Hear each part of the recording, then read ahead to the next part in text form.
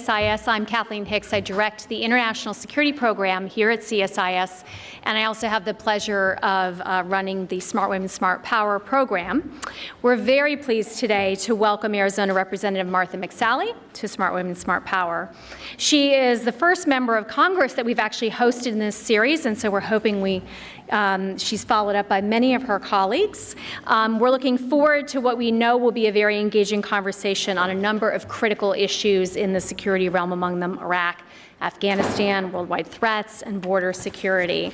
And hopefully a few uplifting notes somewhere in there that Nina will get out of us. Just a few social media reminders. If you're here in the room, you'll see on the screens, and if you're at home, please listen to my voice. Follow us on Twitter. We're at Smart Women. Congresswoman McSally is at Rep McSally. Be sure also to check out our Smart Woman podcast and our iTunes U course. If you're live tweeting, and we hope that you are, please throw in the hashtag CSIS Live. Now for a bit of safety housekeeping. If there's a fire alarm or anything of that variety, please follow me. We have exits in the front of the building, which is the way you came in. We also have exits in the back of the building, and I will direct you accordingly. Our Smart Women, Smart Power series wouldn't be possible without the support of Citi. Thank you very much to Citi and to Candy Wolf for helping us amplify the voices of women in foreign policy, national security, and international business. And I want to invite Candy up to say a few words.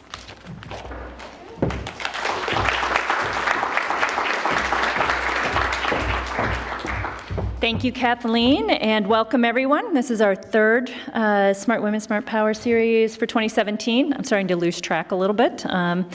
But we're a proud sponsor of the series. We've done it for the last 3 years, and it's really been an opportunity to bring extraordinary women to this forum to hear from them, whether they're in foreign policy or national security or in the business community. And we're especially thrilled to have Congresswoman Martha McSally here today. I know Kathleen's going to say this, but I just have to say it because we've had so many women that have come forward and talked about being first.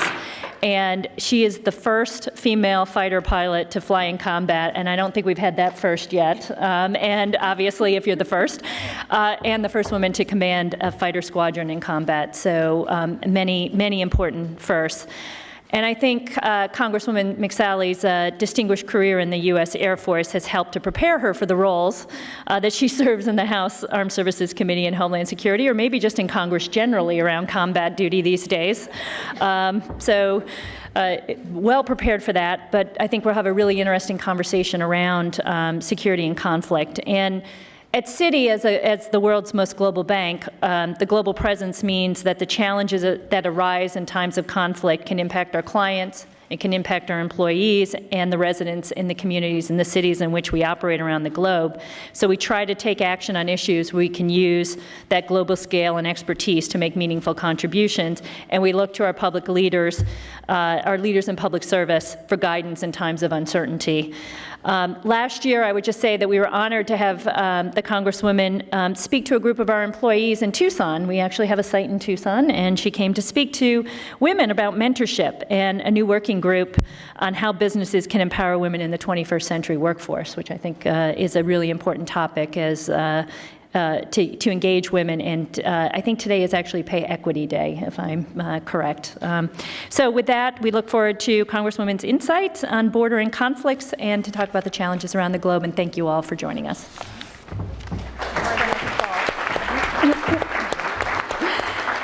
Thank you very much, and thank you to Candy for making the precarious leap off of the stand here. Representative McSally, as Candy has said, has trailblazed in a number of areas. She served 26 years in the U.S. Air Force before retiring in 2010 and was elected to Congress for the first time in 2014. During her Air Force career, as Candy said, she was the first woman fighter pilot to fly in combat and the first to command a fighter squadron in combat in U.S. history. She flew more than 325 combat hours in the very storied A-10 Warthog and has deployed 6 times to the Middle East and Afghanistan and led oversight of U.S. military counterterrorism operations in Africa. She was awarded a Bronze Star for combat leadership. She was also the first in her class at the U.S. Air War College, where she earned a master's degree in public policy and strategic studies. In addition, she has a master's from Harvard's Kennedy School of Government, and she's just getting started. As always, our moderator tonight is CSIS Senior Associate Nina Easton. Nina is also the chair of Fortune's Most Powerful Women International Summit and the co-chair of the Fortune Global Forum. Again, thank you to all of you for joining us, and over to you, Nina. Great. Well, thanks, Kath, and thank you all for coming out on this gorgeous evening. Congressman McSally, it's really great to have you here. It's really an honor. Thanks for having me. You have an extraordinary career, and we want to start by kind of the roots of that career and what led you to that. So you grew up in Rhode Island, I did. and your dad died when you were pretty young. How old were you? I was 12. You were 12. Yep. And your mom had 5 kids? 5 kids. I was the youngest of 5 kids, and she was. So what was that like? How did that affect your life? Single most defining tragic event in my life, really. How so? You know, my dad came from pretty humble circumstances, and he was the first generation to go to college, and really through the model of hard work, service in the military, using the GI Bill, getting a good education. You know, he was really driven to make a better life for his kids, and. So he was in the military long before I was born, and you know, was able to. Air Force? No, he was in the Navy actually. Navy, okay. Yeah, and he suddenly passed away when I was 12, and which is a hard. which is 12 is a tough age, crappy, anyways. It's a tough age anyway, and it's really within about 24 hours where he wasn't feeling well, and then went to the hospital, and then they realized he had a heart attack, and then he was stable. Actually, you know, the way I remember this as a 12-year-old, my mom came home. I knew my dad went upstairs, he wasn't feeling well, and then when I came in for dinner, they were at the hospital, and you know, you're trying to process it all, like, well, everything okay? Well, they're at the hospital, everything's okay. My mom came home and said, he's had a heart attack, he's gonna need a long recovery, but he's okay, and so I thought, like, oh, okay, well, we'll help take care of him, and in the middle of that night, he just knew in his spirit that he was going to pass away, and he just demanded to see his children. And at 3 o'clock in the morning, I got woken up, and he was like, I'm going to die, I need to see my children. And what did he say to you? So I didn't know all this context till later. I was like, why are you waking me up in the middle of the night? Yeah. You know, my brother's like, get out of bed, you know, go to the hospital. And so we just had mostly a very mundane conversation about, you know, school and swimming and the dog and, you know, just all the things you talk about with your daddy as a 12-year-old girl. Somewhere in the context of all that, he told me to make him proud. It wasn't like, make me proud. It was just like, you know, I know you're going to make me proud. And I didn't, you know, it didn't hit me as some big, you know, charge to me at the moment. And we got to all visit with him, and then within a short period of time, that next morning, he had another heart attack and left us. And my life was really turned upside down. Honestly, wow. I went from, you know, benefiting from his hard work. He was 49 years old. I thought was old at the time. Now that I'm 51, I think that's incredibly young. Yeah. So you're, you know, just dealing with the grief of losing my dad. My mom then went back to school and then back to work as a single mom, 5 kids, widow, as a public school educator. It was a pretty crappy time. I changed schools between elementary and junior high, and the way I would describe my junior high and high school was, on the one hand, I'm very driven to excel in order to make my father proud. I mean, that was sort of a burden that I put on myself, but on the other hand, I had the screaming going on in my soul of losing my dad and all the grief and all that, and trying to work that out. So I started to act out. I was I generally have a questioning DNA in me anyway. I mean, it's kind of my makeup. But that turned into more of a, like, I was rebelling, I was acting out, I was questioning a lot of things. What were some of your act outs? I don't know if I want to get into all the details, but I mean, I went from being sort of introverted to extroverted, even in class, you know, just kind of questioning, questioning things. And I was just angry. You know, I was actually, you know, you're kind of looking for attention to have somebody stop that screaming going on in your soul. And luckily I had some, you know, teachers and coaches and others that were, you know, sort of channeling my energy towards positive things, little bumper elements there. But I just was, I just knew I wanted to make a difference in my life, but I was kind of, you know, pissed off about what had happened to me, and I was just sort of struggling to figure out what that all meant. And So some rough times. I mean, I graduated from high school with the highest GPA, you know, a lot of varsity letters and a lot of detentions and absences and some other things. Interesting. What a mix. Oh yeah, Wow. it was a mix. It was a mix. In fact, I was a valedictorian, but they wouldn't let me give the speech because they were afraid what I was going to say. Wow. And what would you have said? Well, you know, it was a very sad, actually, situation because I really thought I you know, had something positive to say about, again, the things that I learned from my dad and my mom, you know, and you know, the meaningfulness of life and, you know, making every minute count and, you know, I learned those things at a young age, but either way, I didn't get the opportunity to do that. Of course, they invited me back later after I graduated from the Air Force Academy and were like, we really made a mistake here. Can you be our graduation speaker? So I sort of forgave them and I did that. But so, you know, you know, how I ended up in the military, honestly, I came home one day and again, I was just always trying to get a rise out of my mom, you know. Anybody who has teenagers, you know what that's like, regardless of whether they're dealing with grief. And so I'm like, I'm not going to go to college, you know, I'm going to join the Army. Not that there's anything wrong with that. I mean, it's an amazing opportunity to do that. But I didn't necessarily even know what I was talking about, and I didn't even mean it. I was just like, you know, just throwing something out of the dinner table. And so my mom comes home, you know, a couple days later with some pamphlets like, well, if you're going to be graduating with high grades. Like, if you want to go in the Army, why don't you go to West Point? And I was like, what's that? I didn't even know what that was. And so, you know, she, no kidding, put the pamphlets of West Point and Apple, you know, all the service academies. You're 17, right? Keep in mind, you're making these decisions. I pointed to the Air Force Academy one, and I was like, I'll try that one. Like, and, wow. I mean, you're 17, right? So it wasn't like you wanted to be a pilot? No, I was motion sick. I was motion sick when I was a kid. And I had no desire to be a pilot. The plot thickens. It really is. There's some, you know, many of my classmates at the Air Force Academy, you know, since they were 2 years old, they had little airplanes for spoons, and it was all about, you know, everything was flying. For me, absolutely not. I was looking at, I knew education was the key to my future. I mean, I was brought up with that environment, and just the example of both my dad and my mom. So you know, there just was no question. I was going to college. But I didn't want to saddle my mom with debt as the fifth kid trying to go to college. I didn't want to saddle myself with debt. It's worse now than it was. But even back then, I didn't want to be like, you know, I wanted to be sort of independent, although joining the military doesn't really make you independent. But, you know, it was a path to be able to serve and get a good education and then pay back in service instead of in student loans. And for me, I also knew myself well enough that I felt like, you know, I could go either way with this sort of feisty spirit I have, and I felt like I needed a bit of a challenge, and I thought the discipline and the challenge would sort of channel my energy into, you know, making sure I stayed on the right path. And so I mean, I no kidding, applied. I went through, every time they sent me something in the mail, I filled it out. Every time they asked me to go take a test or something, I did. But I applied to a bunch of other schools as well, and in the end, when it finally was done, it was within 60 days of graduating from high school. They finally gave my appointment to the academy, and I was like, might as well give it a try. Like, I had no idea. I mean, you're 17, you know, when you're making these decisions. I went out and visited it, and I thought, like, yeah, I think, you know, I think it'll be good for me. I think it's gonna be a good challenge, it'll be a good education, pay back in service. But I thought I wanted to be a doctor when I actually headed off to the academy, and it wasn't until I got there that I found out. I mean, I grew up in a family where I was told I could be anything I wanted to be. That was the environment I was in.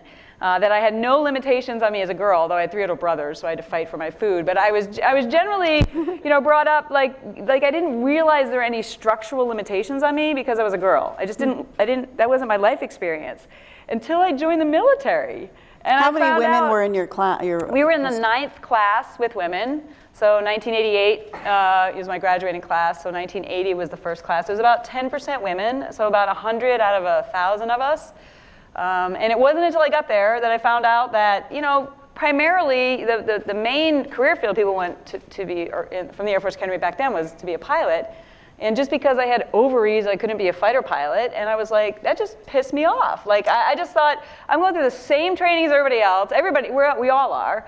And I don't even, like, this isn't even something that I wanted to do, but the fact that you told me that I couldn't do it made me want to do it. I mean, that's where I sort of channeled the feisty energy of, like, what do you mean I can't do this just because I'm a girl? Right. And so I decided that's exactly what I want to do. I want to be a fighter pilot. It was against And the women law. were not, yeah. So women were, against this the is law. pre-combat women, pre the time women Right. were allowed in combat, yeah. Right, and so but I just kind of put this dream in my heart. I pulled out of the medical school process kind of during this whole journey. I was like, nope, I'm going to be a fighter pilot. And everybody laughed at me. And they were like, it's against the law. And I said, we live in America. Laws change, you know, and I'm going to just keep this dream in my heart, and I'm not going to let it die. And if the law changes, I'm going to be in the right place at the right time, you know, if the door's open or we got to blow it open or whatever it's going to take. But I just walked around like, I'm going to be a fighter pilot. I'm going to be the first woman fighter pilot. You know, Even though you had motion sickness. Let's get back to that. Yeah, so between my junior and my senior year, we do this thing called, I think it's senior year, Operations Air Force, where you just randomly get sent to a military base somewhere for 3 weeks just to kind of experience the real Air Force. And I randomly, I mean, you literally pull a thing out of a hat. It's randomly assigned. I went to a base in Torrejon, Spain, outside Madrid. And I spent some time there with the F-16 squadrons and getting a bunch of incentive rides. And I also spent some time at the hospital, you know, with the military doctors and stuff, just sort of looking at what the medical community does, which is amazing. I mean, we need those people, and I'm so grateful. But that was kind of I realized, A, I wasn't airsick anymore. That you know, you feel bad just because you don't feel necessarily well just because you got to acclimate yourself to flying. I mean, God didn't create for us to be, you know, pulling 8, 9 Gs and doing all the maneuvers and things that happens in a fighter. And taking a pedestrian to go straight to that is uncomfortable in general. But I wasn't, you know, I didn't feel as bad as everybody else felt, actually. And Describe the first time being in a cockpit of one of those things. Well, it's amazing, but it's, you know, again, if you go from being a pedestrian to just being plopped into it and then going out onto a full mission, it seems, for anybody who's done an incentive ride, you sometimes, you know, see civic leaders that go do it, they're exhausted for a couple days, you know, you can easily black out or, you know, feel not well because of pulling Gs, and I mean, it's not, you know, God didn't design us to do that. But right. If you go through the training, where you start from pilot training, you go through the basics, you learn how to fly one plane, you learn how to fly the next, and then you build up to it. By the time you're responsible in getting into an attack plane, you know, like flying the A-10, you're ready for that. It's the next step, right? Right. So when you sort of pluck somebody and put them into that environment, it seems so extreme, which it is. But right. we prepare people to get to that place. But I just decided, you know, after spending that time, I was like, for sure, this is what I want to do. So what did you do? You graduated, yeah. and women still weren't allowed in combat. No, so what did you do for those years? So I went to Harvard straight out of the Air Force Academy. I was fortunate to get a full scholarship to the JFK School of Government mm-hmm. for 2 years, Master's in Public Policy, straight mm-hmm. out of the Academy. Which again, it was a wonderful opportunity, 1988 to 1990. So this is the whole time frame of the Soviet Union collapsing, the wall, you know, coming mm-hmm. down. I went to NATO political headquarters for internships the summer of '89 and '90 at this amazing time in our history as a second lieutenant, yeah. Being the Harvard student, you know, studying this. It was just extraordinary. And after that 2-year experience, I then went to pilot training. I had a whole other battle where I was a little bit too short to even be a pilot, and I won't bore you with. How tall do you have to be a pilot? Well, there's a sitting height restriction and a total height, and 5'4" was the total height. My sitting height was okay. My total height was a little bit shy. On a tall day, hanging upside down, standing on my tippy toes. Just kidding. I was within about 3/4 of an inch, and was seeking a waiver. It just took a while to kind of get through that whole process. But I finally got to go to pilot training the summer of 1990, and we started pilot training 2 days after Iraq invaded Kuwait. So all of Desert Shield and Desert Storm happened the 1 year I was in pilot training. And then during that time frame, actually Congress repealed the law. So I'm in pilot training. The law is repealed. I had nothing to do with it. I mean, I just had the dream that this is what I wanted to do, but I was in the right place. Your timing is impeccable. The timing was perfect. Wow. However, the Pentagon said that they weren't going to change their policy in time for when my assignment came up. So even though I had, you know, they changed the law, I had graduated where I had earned, you know, the capability to go to a fighter, they still wouldn't let me go. So I picked a job as an instructor pilot for a few years, flying T-37s in Del Rio, Texas. with the intent to keep building my flying skills. I wasn't going to let the dream die. If I'd gone off and picked a cargo or tanker, you were never going to be able to cross back over to fighters. But I thought, man, if I just, you know, become an instructor pilot. And what's a T-37? It's a side-by-side trainer. Okay. That when you first go to pilot training, it's the plane you train in for the first it was the plane you train in the first 6 months. Okay. So you basically, after you graduate, you go back and you teach the next, you know, the next group of pilots, right? So doing that, you build your airmanship, you build your flying skills, and basically you keep your doors open for your major weapons system assignment that would come after about a 3-year stint as an instructor pilot. So I thought, surely they're going to change this policy in the next 3 years, and I'm just going to, you know, I'm not going to have a chip on my shoulder, even though thought it was ridiculous that the guys who graduated below me in the order of merit got to pick the fighters, and you know, it was an objective evaluation, but the Pentagon refused to change it. But I got a phone call. So I graduated from pilot training summer of '91. I got a phone call April 1993 from a general in the Pentagon saying, we're about to change the policy, and we've identified 7 of you women who graduated pilot training since the law changed, who earned a fighter, who are not in a major weapon system, and also they gave us some additional, we needed to be like in the very top of the class, and then they called around to our commanders and others just to make sure that we were, you know, going to hold up under the pressure, scrutiny of, you know, being in that first group. And so the last part of that was them making a phone call to us, saying, you know, we're about to change this. Are you still wanting to be a fighter pilot? And I'm like, I'm flying T-37s in Del Rio, Texas. What do you think? Nothing against Del Rio, Texas. Of course I want to be a fighter pilot, you know, So by the late 90s, you were a fighter pilot. Yeah, 1994 is when I finally took off in the A-10 Warthog for the first time. So it was nearly 10 years, almost really to the day, or to the, you know, to the month for sure, from when I entered the Air Force Academy to when I took off solo on my first A-10 flight. It was a long haul. So, you know, I talk a lot to school kids, you know, boys and girls, and talk to them a lot about don't let your dreams die. Persevere, bloom where you're planted. You know, you can't just sit there and, you know, complain if doors are not open to you. You got to keep building on your skills, but don't let the dream die, because you never know when all of a sudden things are going to shift. And if you're, you know, ready, willing, and able with that fire in your belly, you know, you might be able to be given that opportunity. There were so many women who were qualified and capable to do this before me, so many of them. They just didn't have the right timing, and so I'm really fortunate that I was. So I want to get there. into the details of your combat in a minute, but just kind of looking backwards at that difficult childhood period, what kind of coping and resilience skills did you learn through this period where you had to wait, and then also in actual combat? Yeah, a lot. I mean, I certainly learned a lot of, and some of this is, again, life experiences, some of his military, you know, experiences and teaching is, you have to, especially in the experience in aviation, you're going to make mistakes. You have to have thick skin. You have to be trainable and teachable. You have to learn from your mistakes. You got to let them roll off your back, because if you make a mistake while you're in flight and then you start dwelling on your mistake and you're looking back, then you're going to run into a mountain, or you're going to make a compounding mistake if you can't just let it go. Right? Because you've got to be able to go like, oops, all right, we're going to debrief that later, but now we got to move on to the next thing, because you're flying at, you know, whatever, 300 miles an hour. You got to have your brain fully engaged in whatever's in front of you. And so you have to learn those skills as an aviator. That's interesting. For you to be able to be, again, teachable, be open. You got to be humble. When we debrief, it's pretty brutal. We take a rank off and we talk about the things that people messed up. It's not personal, but what we can improve, because it's all about improving our ability and all of us sort of striving for greater excellence in everything we do.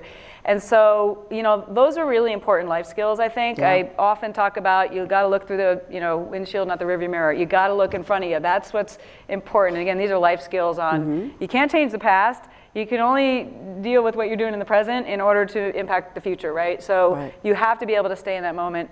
I think the whole experience as a woman in the military, starting with the environment at the Air Force Academy, which was still not super welcoming to women. Describe that. I'm trying to be nice to the jury, but I mean, it was just challenging. When, you know, when there's not that many of you and it's an early change, there is some element of hostility. the way I would generalize it is often there's, a small group of Neanderthals or, people that are really just they're insecure generally, and they don't want you there for a variety of different reasons that have nothing to do with having the best fighting force. It's usually their own insecurities. But, that hostility can lead to some pretty, challenging and hostile circumstances, and that's usually a small group of people. Then there's another group of people that are mostly, bystanders or sheep, that are either turning a blind eye to what's going on or tolerating it or jumping in even when they probably wouldn't want to behave that way if they actually were to go home and talk to their mom or anyone else, their family. So there's just a dynamic in a male-dominated environment that as I had 3 little brothers, so I was a little bit prepared for this, but as a small number of women, it was challenging. I mean, we didn't necessarily help each other. That's what I was wondering. You didn't help each other? I think this is sociologist. I'd ask somebody who has a PhD in this to better describe it. But in general, at the time, it was more like a survival mechanism.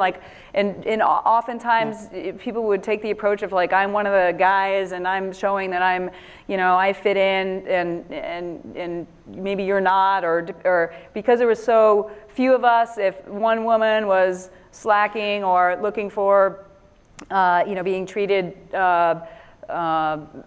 in an easier way, we would, that would all make us all look bad, and so we're always sort of criticizing each other's, behavior, right. either overtly or not. So it wasn't necessarily like this wonderful sisterhood trying to, get through it. It was sort of, you're quite isolated, and you're just, you're trying to prove that you're capable. You're trying to prove that you belong, right?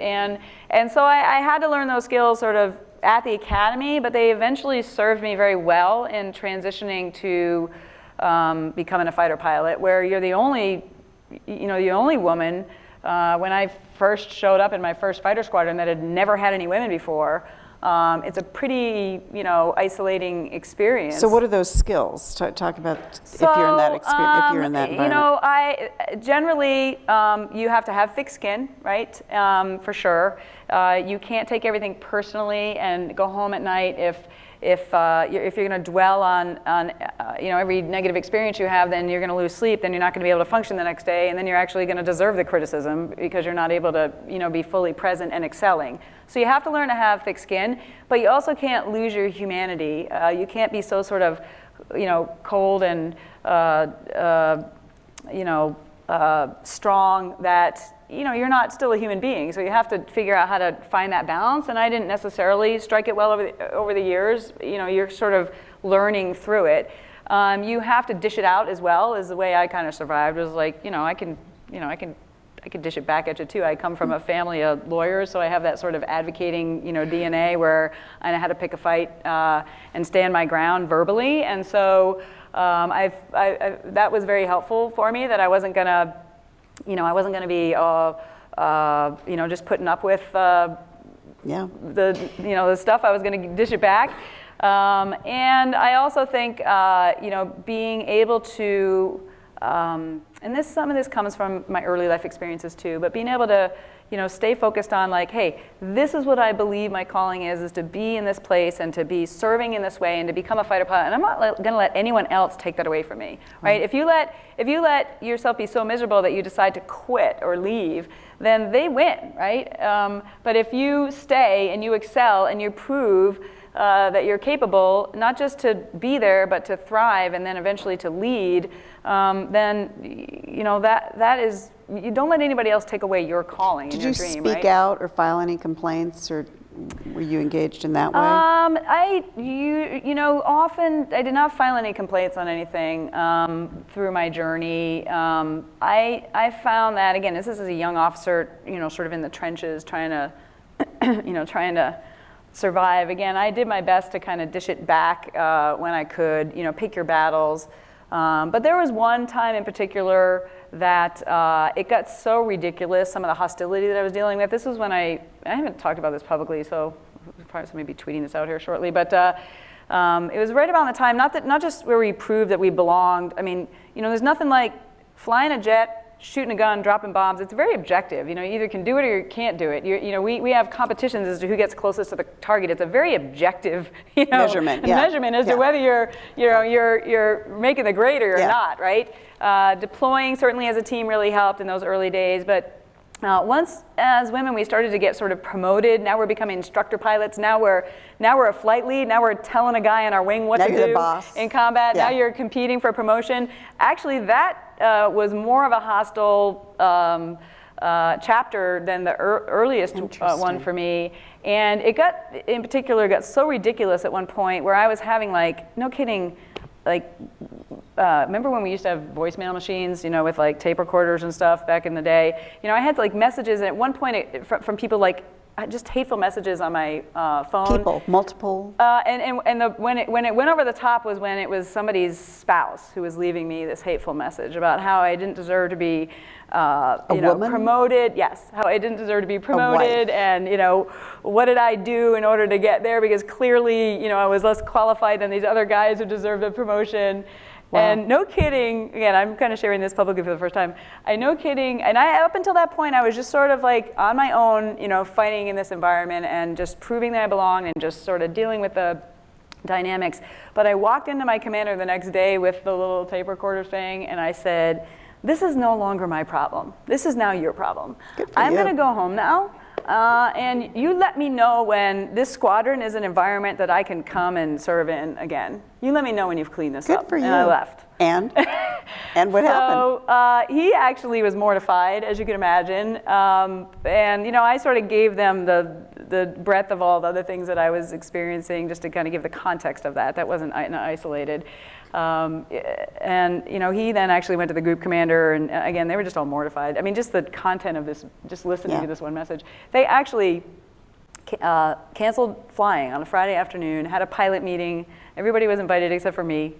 I was still at home waiting for them to change the environment. And I mean, this is like the next day. It wasn't like I was sitting at home like, how's it going? Again, these guys, this is the leadership are just mortified, honestly, that this was happening to one of their own.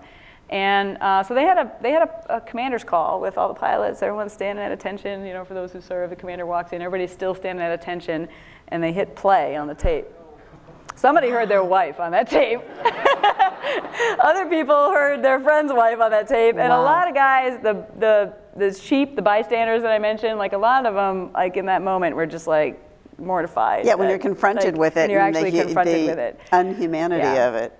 Yeah. So, I wasn't there, so I don't want to say exactly what he said, but he basically was like, this is not the way we treat our own teammates. Yeah. The enemy is out there. We put on the uniform every day to go fly, fight, and win. We're all in this together. We wear the same patch, our squadron patch here, and the American flag here, and these are our this is not how we are the most effective fighting force, by treating our teammates this way, right? This is the end of this kind of behavior. I'm not going to tolerate it anymore. And if anybody is going to continue to condone or be a part of this behavior, they're going to be held accountable, kind of thing. What happened, interestingly, after that is I had a number of close friends, really well-respected people in the community that came up to me after that, and some of them with tears in their eyes, honestly, apologizing to me that they had just been bystanders in this whole thing, that they kind of knew what was going on. That they maybe walked away and they didn't add to it, but they didn't jump in and stop it, right? And there was a change in conviction after that incident of we're not going to do that anymore. We can't believe some of the crap you've had to go through, and we're not going to tolerate that anymore. And as informal leaders in the community, who know the kind of pilot, know the kind of warrior that you are, we got your back in a way that we failed you in the past. And was this pre 9/11 or was this in the 90s, or was this during combat? Yeah, this was in the 90s. Yeah.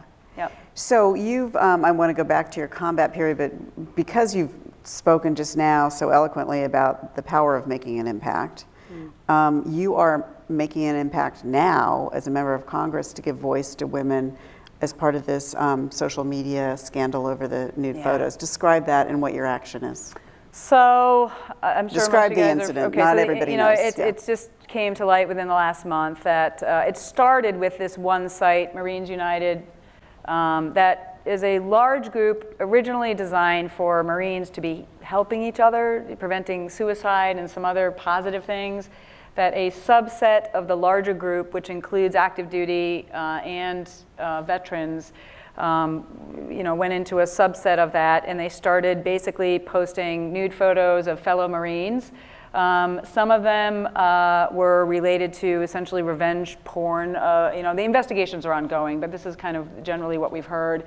Where maybe somebody was in a consensual relationship and, somehow, the other person had access to those types of things, but then decided to, when the relationship fell apart, that plus other just different photos taken without people's consent, or photos taken off people's personal sites or whatever, that then were posted with really denigrating comments made with their names and their ranks and their duty locations, and some really offensive stuff going on.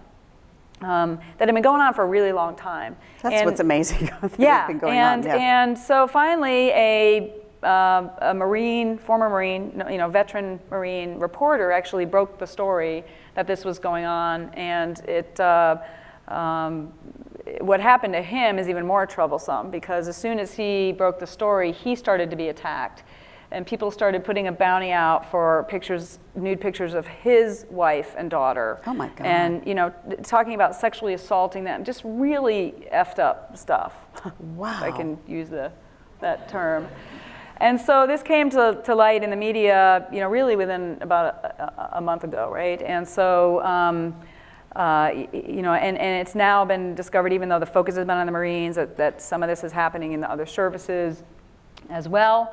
And those that started this particular site, they're now sort of being chased around social media into different spaces, and it's almost like a ha ha ha, you can't find us. We're going to keep moving the photos, we're going to keep moving this, and you can't keep up with us. We're going to keep denigrating these women. It's pretty messed up. So there's a number of different things. Ultimately, the ultimate fix to this is addressing culture and culture issues, and holding people accountable for their behavior.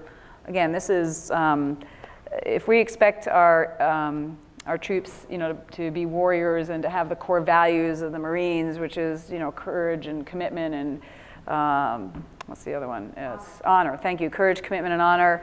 That's not how you carry yourself, right? Everything we learned, those of us who served, is your integrity and your character is 24/7. It's not just on and off duty, and it's not just when you think you're anonymous online. Like it has got to be the way you choose to carry yourself is around the clock. So there's a culture issue that it needs to certainly be addressed within the Marines and within the other services.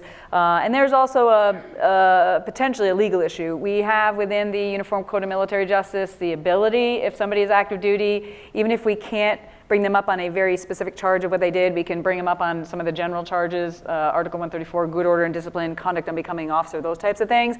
But I'm actually introducing legislation this week that specifically gets to creating an additional tool in the UCMJ. We've been coordinating with the services and with the judge advocates general, just to give them another tool within the UCMJ that's related to this new phenomena of revenge porn, while also getting at intent and making sure that we don't have people caught up in it unintentionally. Right. So it has, we've been working to make sure that we've got the right legislative tool in order to address this issue. And the name of the bill is, so people know? It's the Private Act. Okay. That's the acronym. And we'll be dropping it. When are we dropping it? Tomorrow? Tomorrow. Okay. We'll be dropping it tomorrow. So yeah, thanks. Good to know. Good for you. And I think I'm the only female veteran in the GOP conference in the House. 237 of us. I'm the only female veteran. There's only 2 female veterans in the House, Tulsi Gabbard and I.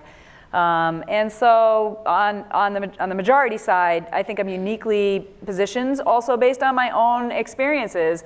We've had some hearings, but I've also had some closed door meetings, with the Commandant of the Marine Corps and others. Like, look, I get some of these underlying dynamics. I mean, I've watched them, I've experienced them, I'm aware of them. Like, my tolerance level for it is very low.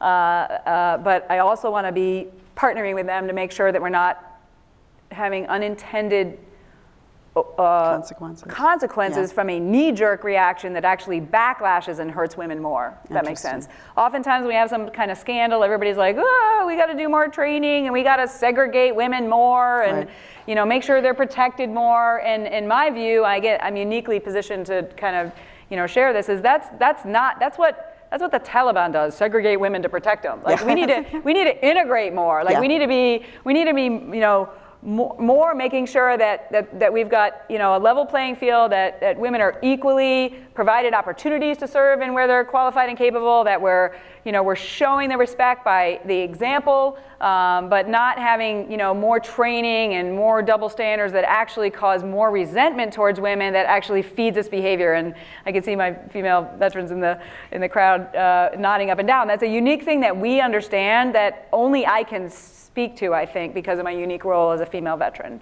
I think if one of the male veterans tried to express some of that, it maybe wouldn't be understood in that way. So I feel disgusted and infuriated by this whole thing, but I'm glad that I'm in a position to be able to take action and to provide the oversight and the leadership in this role based on my experiences. Well, we applaud you for that. One housekeeping moment. There are cards that you can write down questions, and if you pass them, they'll pick them up. And so we have a lot to cover in a short amount of time here. I want to get into issues, but I just do have to ask where you were on 9/11, and then talk about being in combat. You were in combat. You were actually doing operations. Tell us about that. So I was actually in Saudi Arabia on 9/11.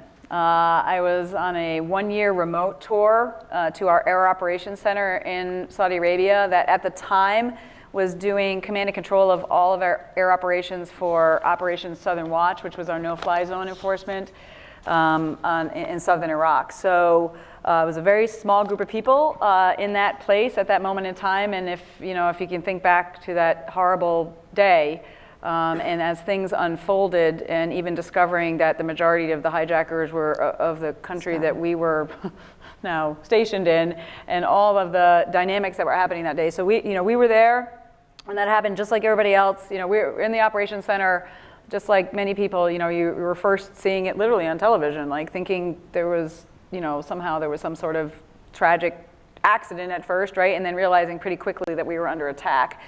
Obviously, for those of us who are in uniform, it's enraging to see a bunch of cowards that are deciding to go after civilians on their way to work in New York City. They want to take us on, bring it on. You want to fight us, bring it on. Toe to toe. Let's do it, right? You cowards, you bastards. Excuse me. Sorry, I just swear. Go for it. Going after civilians. The warriors in all of us are like, we need to hold them accountable, and we're girding up for battle. We very quickly, as a team, knew that we were gearing up for operations, and so we had to spring into action to start planning the operations in Afghanistan. And so I, at the time, was in charge of our combat search and rescue, so all of our plans and training and ability to go get somebody if they got shot down or they had to eject, or if we had somebody isolated, to be able to go in and get them out. And so that quickly expanded to the whole Afghanistan mission. We also didn't, when we were creating our procedures in Afghanistan about how we're going to use airstrikes and dropping in special forces and the whole strategy there, my close air support experience as an A-10 pilot, I ended up, basically leading the effort to, come up with the how we were going to calling in those airstrikes and writing down the, the rules of engagement and the TTPs, techniques, tactics, and procedures of how we were going to engage with our air assets, with the special forces on the ground, and make that all work in a very innovative way. So it was, we quickly went into like 20-hour days, round the clock. And you flew yourself? No, I wasn't flying at the time. I was actually later. Yeah, later I did, and in a leadership position, as we were responsible for the, the planning and the execution of it. Talk about flying yourself. So later on, and you won a Bronze Star. What was that for? So Afghanistan is where most of my combat time is, and I had the wonderful opportunity to be a commander of my squadron that we took from Tucson, Arizona, over to Afghanistan for missions over there later on. This is 2005 to 2006 timeframe. In Afghanistan, every mission was different, right? So the A-10, if you don't know anything about the A-10, but A-10 is this badass airplane with a big gun on it. So the way I described it to the president a couple weeks ago, by the way. He was like, when did you fly? I said, the A-10. And so that's what I said to him. And so it was built originally for close air support in conventional conflict, primarily against Soviet tanks. So it was built to be anti-armor on the front lines. You know, we're in a conventional battle. Russians have come over the Fulda Gap, and we show up to help out on the front lines, to provide that close air support, specifically with the 30 millimeter, 1,174 rounds of 30 millimeter that has the ability to go through armor. Was the original intent of the A-10. It also has 11 weapons pylons on it. We can carry a variety of other bombs, laser guided bombs, GPS bombs, rockets, missiles, and other things. So it's a pretty potent airplane. We have a titanium bathtub, we call it, around the cockpit that protects the pilot. If we get hit by small arms, it protects it from coming into the cockpit. We have the ability to, if we get a direct hit, to lose all our hydraulics, all our electrics, one engine, and have like parts of the plane missing and still fly back to friendly territory. We may not be able to land, but we can at least eject in friendly territory and not become a POW. So it's pretty, it's built to get hit, basically. Yeah. There's only one seat in it, so your first flight is solo. When I went through training, there were no simulators. So when they cleared me for takeoff, first time I had flown it, it was the first time I even felt about what it was like to fly the airplane. It's incredible. What's it like? What is it like to fly it?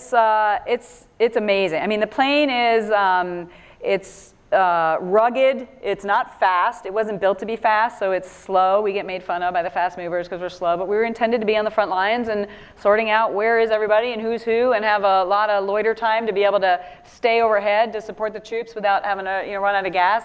And so, it's an amazing airplane to fly in, but it's really cool to shoot the gun.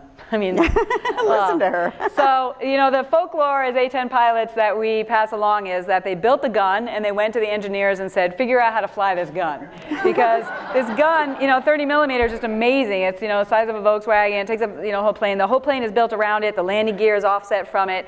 And you're like, it's underneath you, the whole thing when you're in the cockpit. And so when you shoot that gun, the whole airplane shakes. Like the first time you do it, you think the plane's breaking up. I mean, your instructor tries to warn you. You think something's the matter, but you're just, shooting the gun. And it's just you. So it's just you. So you're flying, you're the pilot, shooting, the co-pilot, the bombardier, the gunner, the navigator, everything. It's you. We usually fly in a flight of 2 or 4, so you always have a wingman. These are good life lessons as well. We talk about always having a wingman. So as the flight lead, you show up, and in Afghanistan to go, so we would take off and maybe be on a routine mission to support some special operations mission.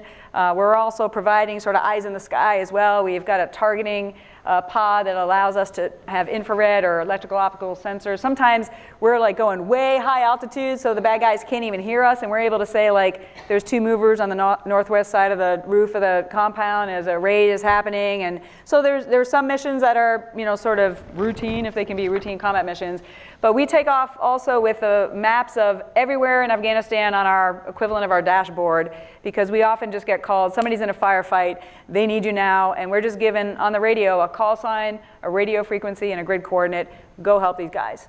And so we generally show up on the radio, get to the general area. We have a ground controller that's particularly trained to control close air support, especially because these missions are often in very close proximity, friendly and enemy. So fratricide is really high risk. If you're, if you misunderstand where that bush from that bush when you're getting a talk on and what's going on, you literally could hurt friendlies and in this day and age also civilians. So, we get talk-ons. We use sometimes some technology. We'll use laser pointers, at night infrared pointers, night vision goggles. Sometimes we're also coordinating with drones or other things. But oftentimes it comes down to, like, no kidding, look out the window. This is where this creek is. Do you see the bend in the creek? Do you see 50 yards west of that? Do you see the, 3 trees and a clump? Okay, that's where we are. Don't hit us. The enemy's, 100 yards to the north of us. That type of thing. So we train to kind of, look outside, see where they are, figure out the situation, and then deliver firepower on the target. Sometimes it's marked, sometimes it's visual, right. Sometimes they're pointing at it. It just kind of depends. So in Afghanistan, I will say we used mostly the gun. It's a very precise weapon, and it allows for minimizing collateral damage or fratricide because it's the weapon's footprint is so tight. Right. And we can roll in and precisely go after the target while it keeps Americans safe. So because we're running short of time, I could listen to these stories all day. Just really quickly, any close calls? Yeah. When were you the most scared of your? Well, I mean, as far as me getting shot down, I mean, one time when I was in Iraq, I got locked up by a Roland missile and had to maneuver and do all the things we do to get away from it. So you just do what you're trained to do, and we're able to get away. So that wasn't that big a deal. I mean, they're shooting at us often, but as long as you're aware of if they're shooting with small arms or RPGs or other things, and you're not in that altitude area, then generally. You're not at risk there. Generally, the close calls that I dealt with were more close calls with the guys on the ground, right? So where the situation is dicey and you're having to get low and trying to figure out how you're going to employ and how you're going to do that without hurting the good guys, and trying to get target identification and doing that in really tough terrain. One of my toughest missions was in some winding, tough terrain in a canyon. Friendly and enemy were, interspersed. Our guys were climbing up the walls of the canyons, low on water, low on ammo, and I rolled in to mark the target, and my entire heads-up display failed on me as I pulled off on the target, and so I had to make a decision as to whether I was going to employ our gun with a fourth level of degraded mode, where it basically goes back to kind of like World War II, where physics, where you're having to make sure that you are on what we call the wire. It's all physics. You have to end up at the right space and time, at the right dive angle and airspeed and altitude at the right moment you open up fire for it to hit your target and not actually hit the friendlies. And I've taught it a million times. I've done it a million times at the ranges.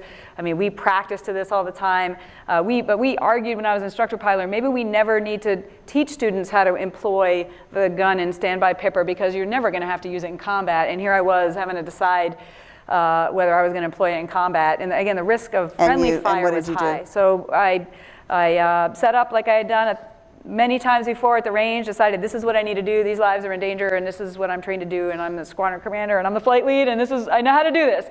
So, I came around, I set myself up, I said the classic fighter pilot's prayer, please God, don't let me F this up, and rolled in and did what I was trained to do, and took out the target. My wingman came in, we came around a couple more times.